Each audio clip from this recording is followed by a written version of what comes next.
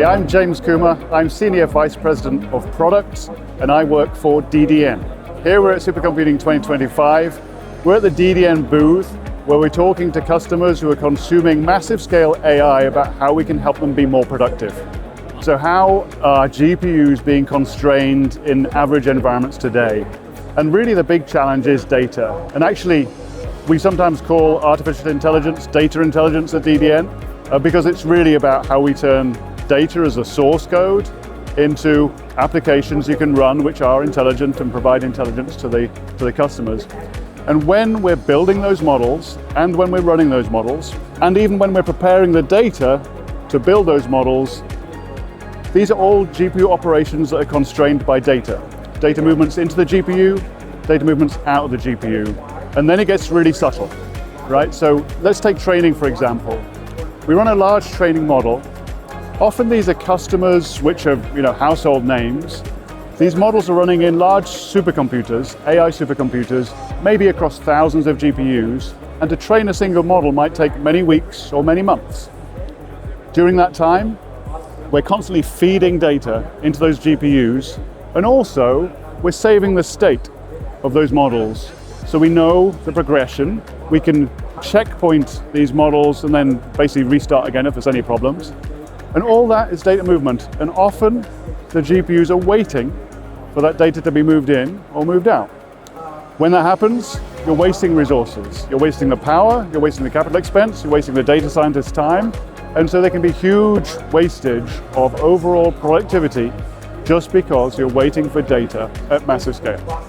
So the one thing we do for training is really optimize that data movement. A, by being brute force fast. We really are extremely fast as a fundamental nature of our storage systems.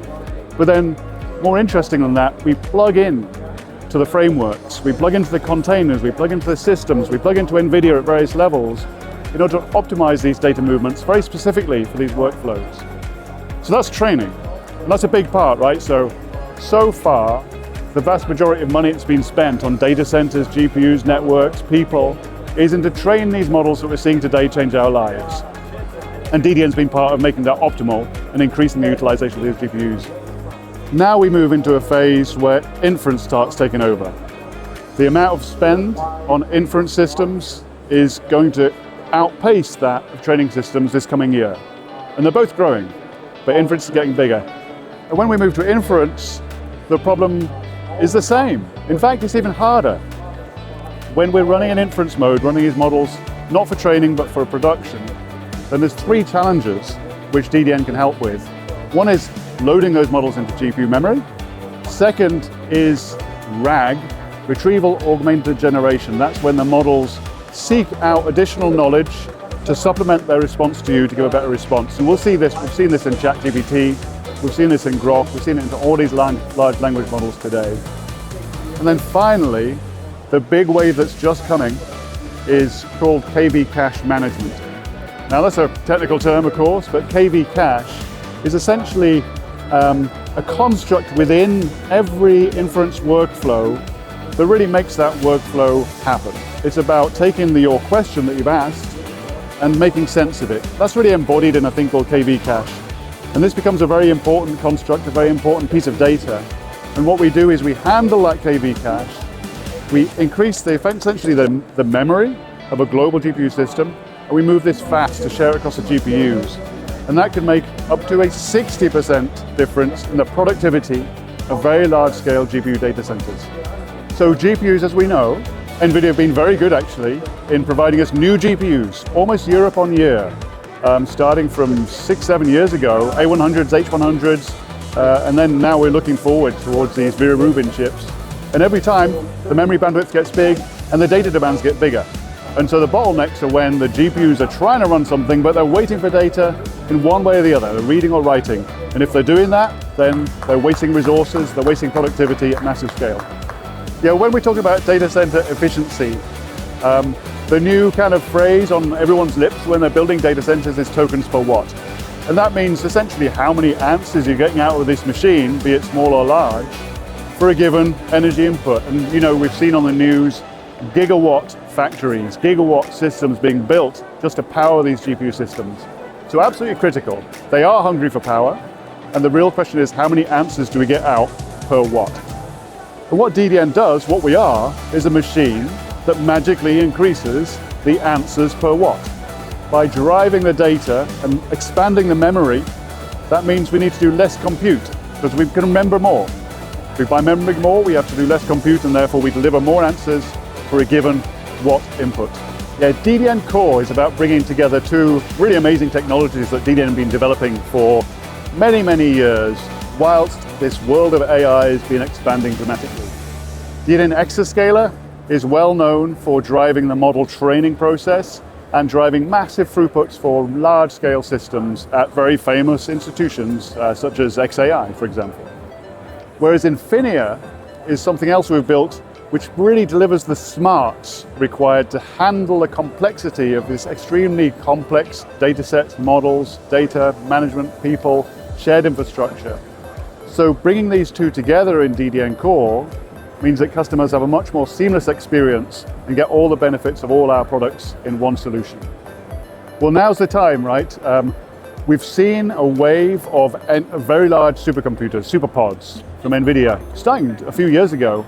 And then we've seen a new wave of NCPs, which is cloud partners providing easy services. And now there's another wave coming along, which is many more enterprises getting into AI. Now they can consume it on the cloud, or they can consume it on-prem.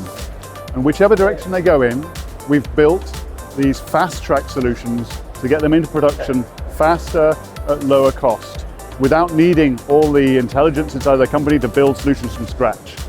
So one of these things is a partnership we have with Google Cloud. If you use Google Cloud, you'll find DDN technology right at the heart of their parallel file systems to accelerate your GPU experience. So really, the fastest way to get up and running is go to Google, consume DDN's Exascaler or Google Cloud Managed Lustre, and you get your AI really, really fast.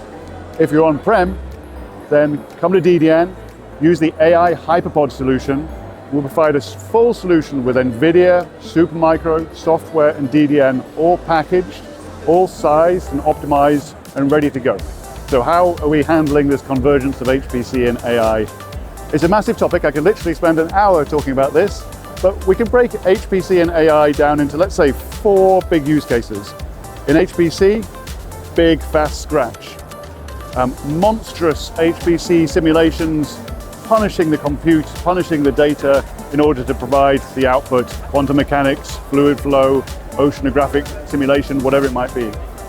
Then, still in the HPC world, we have to manage that data. We have to manage it responsibly, share it with others. And then AI comes along, and then as we've been talking about, we've got this training and inference problem, different data problems. So these 4 combine, and this year they're really combining very, very fast, such that new platforms out there really have to deal with them all. And as far as the storage is concerned, the data platform is concerned, that means handling myriad I/O data patterns, the heavy HPC, the weird and wonderful inference workloads, the training workloads, the research data management, the metadata intensive stuff, all of that, plus the new use cases that come along around controlling this data, sharing it securely. And really what we do is bring that all together into one platform which does all of that stuff. And I honestly don't think any other storage player can say that same story. Something that can support all these major use cases and all these themes around security and sharing as well. So Sovereign AI, we've been going around the world, as has NVIDIA actually, talking to customers about how they can ensure that the benefits of AI work for that particular nation, right? And there's multiple elements to this. One element is you really want to be able to share with your nation models that are being generated from data that's relevant to your nation, your language, your culture, and not be really polluted by external influences necessarily. And so that's part of it. And then the other part of it is how do we take what a nation is already good at, whether that's making cars, whether that's building energy systems, whatever it is, and really put that on steroids, like just turbocharge that with AI. Both those things come into play. And then what's in common in terms of solutions that DDN provide is security, the ability to deploy fast at large scale within different nations. That means global support, global management, global integration with our NVIDIA partners. And then finally, secure data sharing. So infrastructure sharing, these systems are massive. Even within a nation, the data needs to be protected and shared very carefully within those communities within that nation. And we tie all that into all, of course, of the scale and performance we expect from DDN. Partnership is essential because our customers are really coming at this problem from many, many different angles. They might be consuming cloud, they might be consuming on-prem, they might be doing a hybridization of both those things, and also they want to do it at maximum efficiency. And really, this is back to the kind of tokens per watt play. How do we do all of these things according to those customers' preferences, cloud, on-prem, etc., but all super efficiently? Now, nobody does anything efficiently by doing things on their own. We got to connect. We got to plug in. The cogs have got to connect very closely and seamlessly without any energy wastage. And so this is what these partnerships are all about. It's connecting our stacks. It's connecting our software so that as a whole, we deliver more from the component pieces. AI factories are really quite complex systems that allow you to simulate the real world and bring together a lot of technologies around data preparation, data management, data training and simulation and production into one system. So it includes multiple components. So one component is the training part. One component is possibly edge deployment. So you might have to let that model that's been trained out into the wild and help, where it's going to go and help people live their lives better, whatever it is. And then the third one is like NVIDIA's Omniverse. It's a place where you have a very large sort of play area. You can build virtual models and test them out in a virtual space, running these AI models and perfecting these AI models. When you bring all these three together, you actually get a really tough problem in terms of data, particularly with this Omniverse, this AI factory with running HPC simulations in combination with the AI. It's a tough mix. And that's where DDN really excels. It's trying to serve that really tough mix of applications in order to serve AI factories with high efficiency.